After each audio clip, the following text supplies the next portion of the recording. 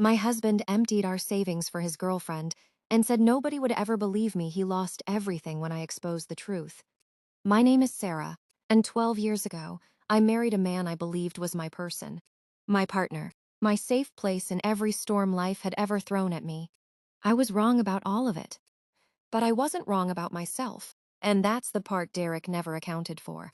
I want you to understand what 12 years looks like before I tell you how it ended, because it's easy to hear a story like this and think, well, there must have been signs. She must have known something was off. Nobody's that blind. So let me paint you a picture. Derek and I met when I was 24 years old.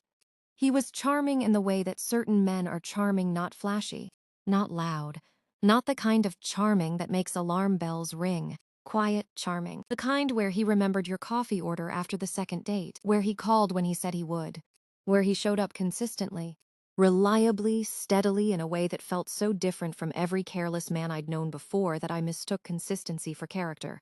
We got married when I was 27. Small wedding. Nothing extravagant, because we had a plan. We were going to save, work hard, build something real.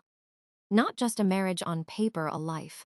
A house eventually, maybe children, definitely security. The kind of security neither of us had grown up with.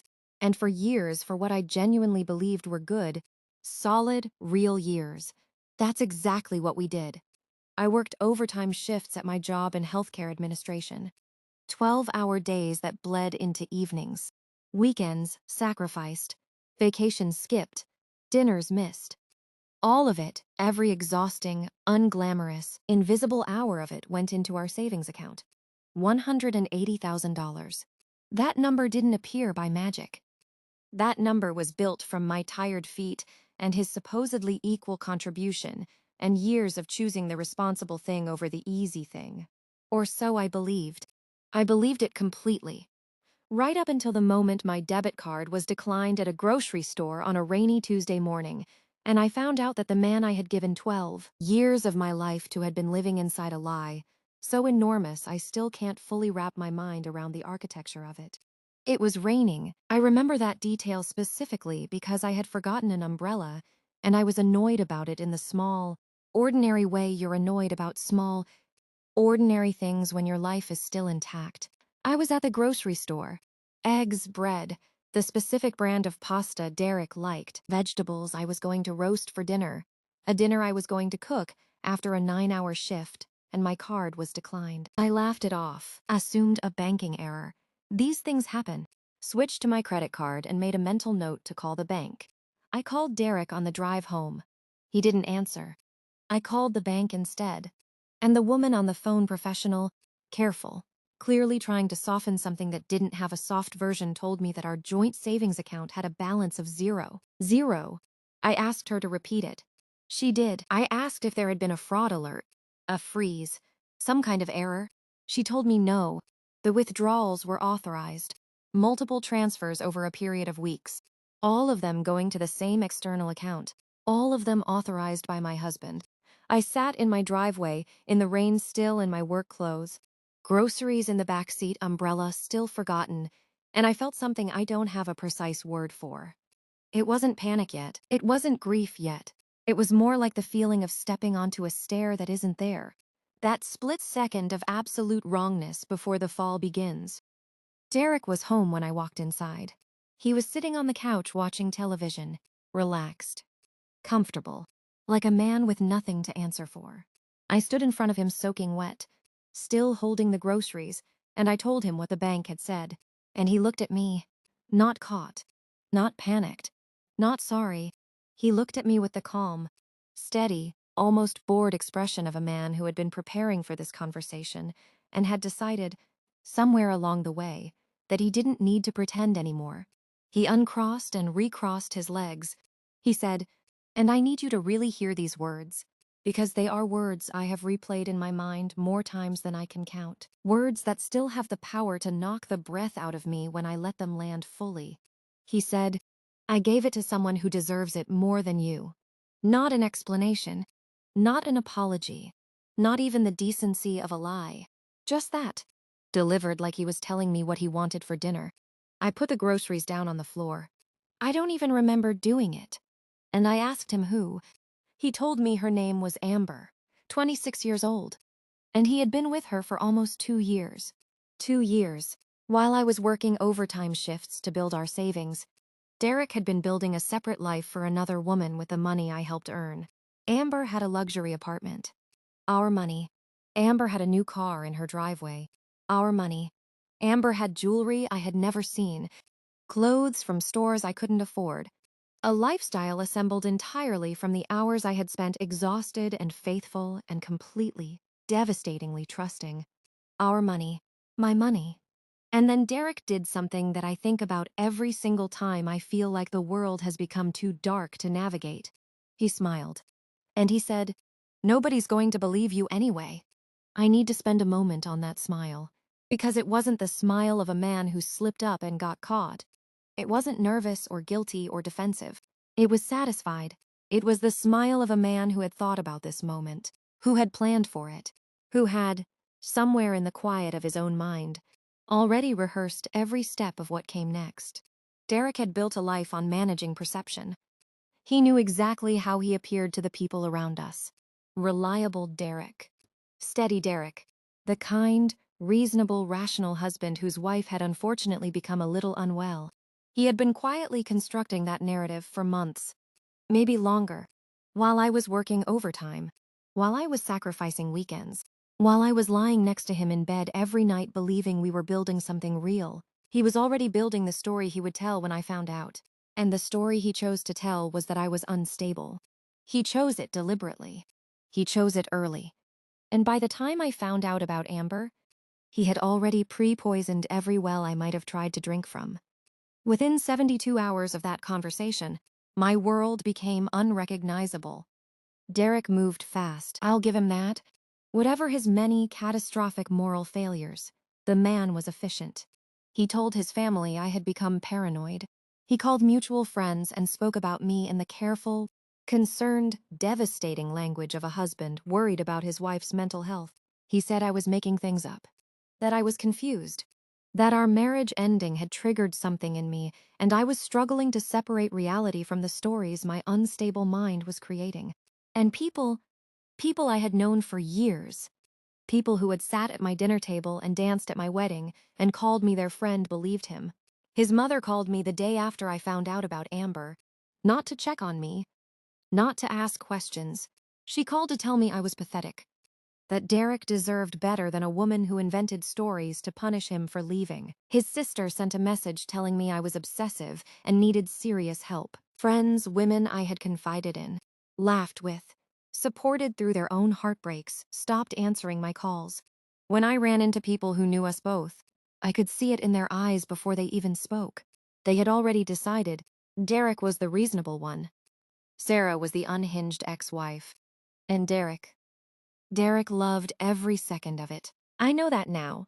I know it with a certainty that comes from eventually seeing the texts, the messages, the conversations where he described my distress to Amber with what I can only call delight. Every time I cried, he reported it like a victory. Every time someone dismissed me, he celebrated. He was not a man going through a painful divorce. He was a man watching a game he believed he had already won. I won't pretend I handled this with grace from the beginning. I didn't. There were days, weeks, honestly, where I couldn't get off the floor, where the grief and the rage and the humiliation all sat on my chest at the same time, and I genuinely didn't know how I was going to keep breathing through it. I cried in my car. I cried in bathrooms at work. I cried in the middle of the night in the bed. We used to share that now just felt like a room I was trapped in. I called people who didn't answer. I sent messages that went unread. I sat with the specific, unbearable loneliness of being surrounded by people who had chosen to believe the wrong version of you. But somewhere in the fourth week, somewhere in the middle of one of those 3 a.m. spirals where the darkness feels like it's permanent, something shifted. I stopped asking why he did it, and I started asking what I was going to do about it. Those are two completely different questions. The first one lives in emotion. The second one lives in action. And I had spent enough time in the emotion. It was time to act. Here's what Derek understood about me after 12 years of marriage. He knew I was loyal. He knew I was hardworking. He knew I was private, that I didn't like conflict, didn't like confrontation. preferred to handle things quietly and calmly. He knew I was, by nature, a person who absorbed pain rather than redistributing it. He read all of those qualities as weaknesses. He wasn't entirely wrong about what they were. He was entirely wrong about what I would do with them. Because my calmness isn't weakness. My quietness isn't passivity. And my patience, the patience Derek mistook for defeat, is the most dangerous thing about me. I started to gather documents, slowly, carefully, without telling a single person what I was doing. I requested bank statements going back 5 years. I printed emails. I screenshotted text threads. I documented every transfer, every date, every amount, every account number. I was methodical in the way that only someone who has absolutely nothing left to lose can be methodical. I wasn't emotional about it. I wasn't dramatic about it. I just worked. Every night, after Derek thought I was falling apart, I was at my kitchen table building a file. And then I found the thing that changed everything. I was going through the financial documents I needed for divorce proceedings when I found something that didn't make sense. Several of the larger transfers from our joint account had been authorized with electronic signatures. Signatures that were supposed to be mine, except I had never signed them. I stared at those documents for a long time, read them again, and again. And then I understood what I was looking at. Derek hadn't just stolen our money. He had forged my signature to do it, which meant this wasn't just a divorce case. This was fraud, federal fraud. I kept digging, and the deeper I dug, the worse it got, and the clearer it became that Amber's luxury apartment wasn't just purchased with our savings. The apartment had been acquired using funds that didn't entirely belong to Derek even before our marriage entered the picture. He had been embezzling money from his employer, quietly, systematically, for years. Small amounts at first, the kind that hide inside operating budgets and get lost in quarterly reports. Then larger amounts as his confidence grew and his lifestyle with Amber expanded, and his need to maintain the illusion became more expensive than the original theft could sustain. Fake invoices submitted to his company. Vendors that didn't exist. Payments routed to accounts that ultimately traced back to Derek. He had built an entire shadow financial life, running parallel to the real one, and I, faithful, trusting, overtime working, I had been living inside the surface version of it without the slightest idea what was running underneath. I sat with that knowledge for a full day before I let myself feel anything about it. Then I felt everything. Then I went back to work. Because here's what I understood now that I hadn't before. I wasn't just Derek's wife in the middle of a painful divorce. I was a witness. I was a victim. And I had just become the most dangerous thing Derek had ever underestimated. I had become someone with evidence. This is the part of the story that people always find hardest to believe. For 4 months after discovering what Derek had done, the full extent of it, every layer, every document, every forged signature, I said nothing. I know how that sounds. I want you to understand what 4 months of silence costs when you are carrying something that heavy. It costs you everything you have and then a little more on top. Every time Derek smirked at me across a room, and he smirked often, because he believed he was watching a woman he had already defeated slowly accept that defeat, I had to keep my face neutral. Every time someone dismissed me as paranoid or unhinged, I had to resist the volcanic urge to show them exactly what I was holding. Every morning I woke up knowing what I knew and had to carry it through an entire day without letting it show on my face. It was the hardest thing I have ever done in my life. It was also the most powerful, because Derek, arrogant, smiling, celebrating Derek, had no idea that while he was telling people I was falling apart, I was the most focused I had ever been in my entire life. I wasn't falling apart. I was building something. By the end of 4 months, what I had assembled wasn't just evidence. It was a case. Bank statements spanning 5 years, wire transfer records with dates, amounts, and destination accounts, emails between Derek and Amber discussing the money casually, carelessly, the way people discuss money when they believe nobody is watching, text messages, photographs, copies of the forged signatures alongside genuine examples of my real signature, fake invoices submitted to his employer, cross-referenced against payment records. Account numbers that connected Derek to funds that had no legitimate explanation. Thousands of pages, organized, labeled, indexed. The kind of documentation that doesn't leave room for interpretation. I had 4 copies made. And then I had 3 conversations. The first was with my attorney, the best one I could find. Paid for with money I had kept in an account Derek didn't know existed because I had opened it 2 weeks after the grocery store, on pure instinct, before I even knew how bad things were. The second was with Derek's employer. The third was with the Financial Crimes Division. I gave each of them a complete copy of everything I had. Then I went home, and I waited. It fell on a Monday.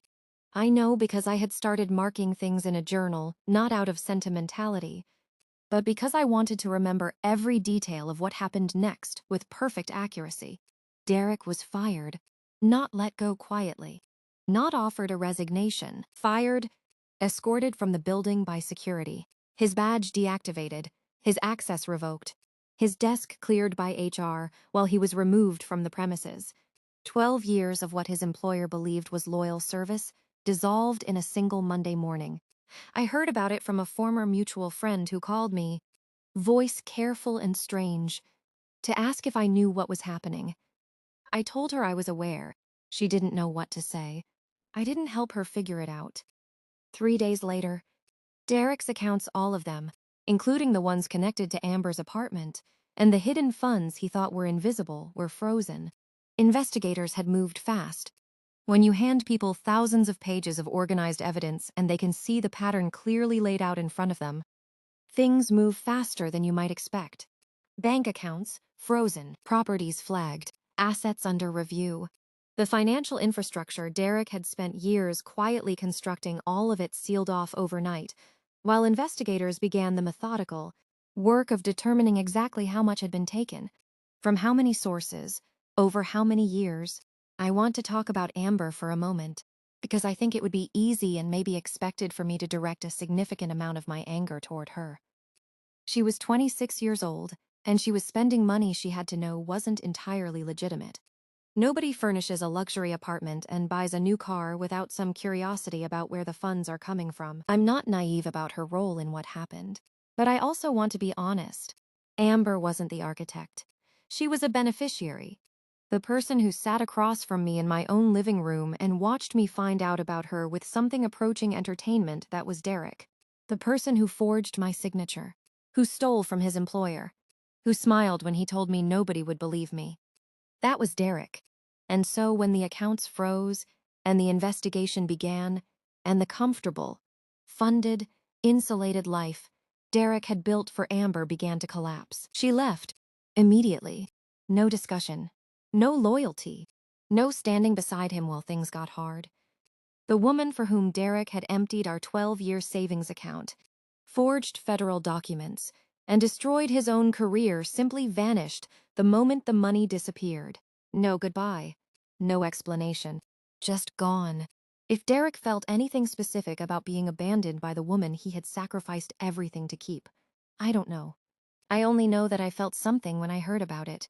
Not satisfaction. Exactly. More like the quiet, inevitable recognition of a truth I had always known. People who enter your life through someone else's betrayal will leave through their own self-interest. Always. My attorney had advised me very clearly not to discuss the case publicly. No posts, no interviews, no conversations with journalists, no responding to the ongoing social media narrative that Derek and his supporters had been running. I followed that advice precisely. I said nothing. I posted nothing. I corrected no one. I allowed the people who had called me paranoid and pathetic and obsessive to continue believing whatever they wanted to believe. And then the court filings became a public record. In the United States, most court documents are accessible to the public, which means that Derek's case, the charges, the evidence, the specifics of what he had done and how long he had done it, and exactly how much he had taken became available to anyone curious enough to look. People looked. The friends who had stopped answering my calls. The family members who had treated me like a liar. The colleagues who had heard the mentally unstable Sarah narrative and quietly filed it away as truth. They looked, and they found the fraud. They found the forged signatures. They found the embezzlement. They found the years of theft from his employer. They found the Amber apartment and the car and the jewelry. They found the hidden accounts. They found the pattern of a man who had been systematically stealing and lying and constructing false narratives about the people around him for years. And suddenly, the person who seemed paranoid and unstable wasn't me anymore. My phone started ringing again. Former friends wanting to apologize. Relatives of Derek's wanting to distance themselves. People who had mocked me sending careful, elaborate messages explaining why they had believed what they'd believed and how sorry they were. I read them. I didn't respond to most of them. Not out of pettiness, though I won't pretend there wasn't an element of satisfaction in the silence, but because an apology that arrives only after public documentation makes it impossible to do otherwise is not really an apology. It's self-protection in apology's clothing. And I had spent enough of my life accepting things that were presented as one thing while actually being another. 6 months after the investigation began, Derek appeared at my door. It was evening. I was home alone, and when I heard the knock, I looked through the window before I answered, and I barely recognized him. He was thinner, drawn. There were lines in his face that hadn't been there before, or maybe they had, and I just hadn't been looking closely enough. I opened the door. He asked if he could come inside. I didn't move from the doorway. He started talking. His accounts were still frozen. The investigation was expanding, not contracting. His employer's legal team was pursuing a civil case in addition to the criminal charges. The apartment that Amber had been living in was gone, seized as part of the asset investigation. Amber was gone. His friends, the ones who had helped him build the narrative about unstable Sarah, had quietly distanced themselves the moment his name became associated with federal fraud. Even some family members had stopped calling. He had lost his career. He was losing his assets. He was facing the very real possibility of prison time. And he was at my door actually asking if there was anything I could do to help him. After everything, after the empty savings account and Amber's apartment, and the forged signatures and the smear campaign and the smile on his face when he told me nobody would believe me. He was standing on my doorstep asking for mercy. I let him finish every word. I let him say everything he had come to say. I watched his face while he said it, and when he was done, when the last justification and the last appeal to our history and the last invocation of 12 years together had left his mouth, I looked at him quietly for a long moment. And then I said, "Nobody's going to believe you anyway." His own words, delivered back to him in the same tone, with the same calm, with the same absence of emotion he had used when he first said them to me. The color left his face, not slowly, all at once, like something inside him finally understood the full weight of what he had done and what it had cost and what it was going to keep costing. I closed the door. I walked back to my kitchen. I sat down. I won't walk you through every detail of the legal proceedings, partly because some of it is still sensitive, and partly because the specific dollar amounts and charges matter less than the outcome. What I'll tell you is this. The court awarded me a substantial portion of the remaining assets, money recovered from the frozen accounts and the sale of properties that had been purchased with stolen funds, not $180,000. Not everything, but more than they wanted me to have. More than Derek believed I would ever see again. His employer's civil case succeeded. The criminal case proceeded. His reputation, the careful, constructed, managed reputation of reliable, reasonable Derek was gone. The kind of gone that doesn't recover because it's attached to public record that lives forever. Amber never returned. His friends never fully returned. And me? I am okay. More than okay. The version of me that exists on the other side of this story is someone I genuinely respect, in a way I'm not sure I respected myself before. Not because I survived something terrible, though I did, but because of how I survived it. I didn't scream. I didn't become vindictive in ways that would have cost me. I didn't allow grief to swallow me permanently, even when it tried. I gathered the truth. I was patient with it. I let it do the work that truth, when properly documented and properly delivered, will always eventually do. And I stayed, not in the marriage, never in the marriage, but in myself. I stayed in myself when everything around me was telling me to doubt who I was. That, I think, is the thing I'm most proud of. Not the lawsuit, not the legal outcome, not Derek's face when I repeated his words back to him. The fact that I never, not for a single day, let him convince me that his version of me was the real one. If you're watching this and you are in a situation where someone has stolen from you financially, emotionally, reputationally, and they have looked you in the eyes and told you that nobody will believe you. I need you to hear me. Document everything. Start now. Start before you think you need to. Start before you know how bad it is. Save every text message. Print every email. Screenshot every transaction.